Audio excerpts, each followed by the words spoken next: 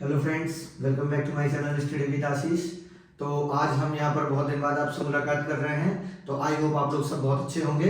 तो आज मैं आपके सामने कुछ टॉपिक्स लेकर आया हूँ कि हमारी जो शॉर्ट लिस्ट आ रही है इसमें देरी क्यों हो रही है। शॉर्ट लिस्ट जैसे आ जानी चाहिए थी अभी तक कैंडिडेट्स की, और आंसर की में कहाँ गलतियाँ हो रही हैं, मेरे नंबर इतने कम क्यों आए, और बहुत सारी चीज़ें मैंने यहाँ बोर्ड पर लिखा है कि फाइनल सिलेक्शन कैसे किस प्रकार से होगा, और 3-4 चीज़ें मैंने यहाँ पर पॉइंट में नोट किया है। तो इन सब चीज़ों को मैं आज आपके साथ शेयर करने वाला हूँ। तो अगर आप चैनल पर नए हो तो चैनल को लाइक शेयर सब्सक्राइब जरूर कर दीजिएगा। और चलिए अब आगे वीडियो में बढ़ते हैं, वीडियो को शुरुआत करते हैं। तो देखिए, सबसे पहले मैं यहाँ पर डिस्कस करने वाला हूँ शॉर्ट लिस्ट में देरी क्यों है। शॉर्ट लिस्ट क्या है, सबसे पहले आप ये समझ लीजिए। जो भी कैंडिडेट शॉर्ट लिस्ट में आएंगे उनको डेमो टीचिंग और इंटरव्यू के लिए बुलाया जाएगा। तो शॉर्ट लिस्ट हमारी आने वाली थी जो कि अभी तक नहीं आई है, आएगी।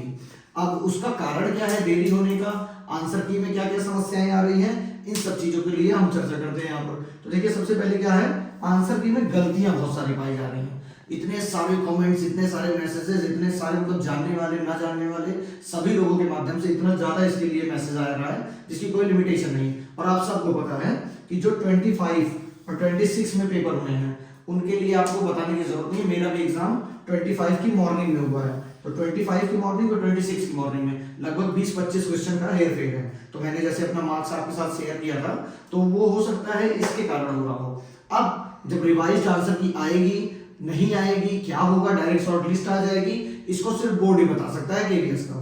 अब वो क्या डिसाइड करेंगे, क्या रिवाइज्ड आंसर की देंगे कि नहीं देंगे, या आगे जो भी करेंगे वो बता सकते हैं। अब समस्या कहाँ पर आ रही है, समस्या ये आ रही है कि कुछ बच्चे चैलेंज कर रहे हैं और कुछ बच्चे पैसे के डर से चैलेंज नहीं कर रहे हैं। और मैं यहाँ पर किसी को ये नहीं कहूँगा कि आप करिए या ना करिए, लेकिन जो बच्चे चैलेंज कर रहे हैं उनके साथ ये डर है कि एक क्वेश्चन के लिए करें कि 10-10 क्वेश्चन एक साथ गलत है तो 10 क्वेश्चन के लिए 10,000 रुपए खर्च हो जाएंगे। इसलिए बहुत सारे बच्चे नहीं कर रहे हैं चैलेंज, लेकिन ऐसे एक एक करके बहुत सारे बच्चों ने किया है चैलेंज।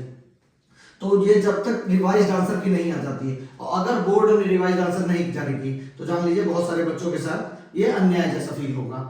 अब लास्ट में चलते हैं कि रिवाइज्ड की, ये बताया मैंने कि रिवाइज्ड आंसर की सबसे बड़ा मुद्दा यही है कि रिवाइज्ड आंसर की आ जानी चाहिए।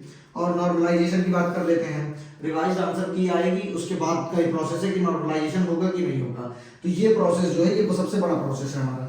और नॉर्मलाइजेशन कैसे होगा मैं आपको बता देता हूँ।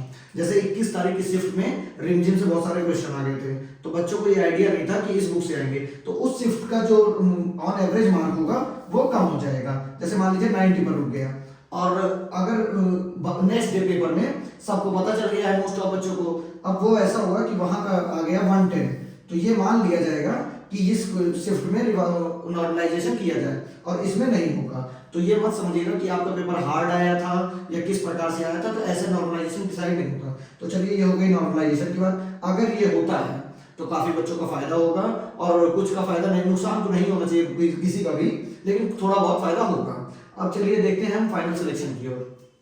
सबसे बड़ा मुद्दा है कि फाइनल सिलेक्शन होगा कैसे।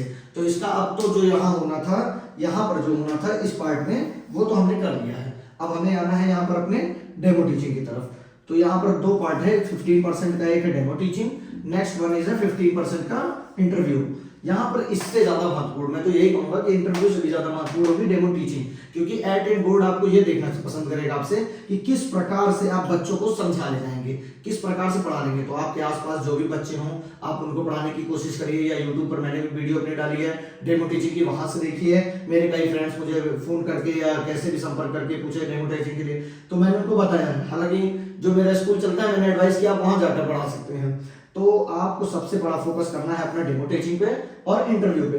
डेमो टीचिंग के लिए आपको अपना 1-2 टॉपिक, 3 टॉपिक, 4 टॉपिक उठा लेना है, क्योंकि हालत मान लीजिए ये आपको कह देते हैं कोई टॉपिक और आप वो टॉपिक नहीं तैयार किए हैं, तो कम से कम जब वो पूछेंगे कि आपके पास कोई टॉपिक है अपना, तो आपको ये बोलना है हाँ है। फिर आप अपना टॉपिक जैसे मैंने बताया या जैसे भी आपको लगेगा उसमें आपको बच्चों को पढ़ाना है। और लास्ट में रहा इंटरव्यू। तो इंटरव्यू में एक आपका होना चाहिए हॉबी, और हॉबी ऐसी रखिएगा जो आपकी सच में हॉबी हो। देख के किसी का वीडियो देख के यूट्यूब से खोज कर, अगर यहाँ से आपने लिखकर हॉबी लिखी अपनी, तब समझ लीजिए आपके साथ समस्या है। क्योंकि जैसे अगर किसी के लोकगीत गाना हॉबी है और वो लिख के चला जाए प्लेइंग क्रिकेट, तो वहां समस्या हो जाएगी, वो उससे क्रिकेट से रिलेटेड क्वेश्चन पूछेंगे वो नहीं बता पाएगा। आपकी जो पर्सनल हॉबी है उस पर आप और वर्क करिए, 10-15 दिन 20-25 दिन का बहुत मौका है आपके पास, उसको वर्क करते करते निकल जाइए।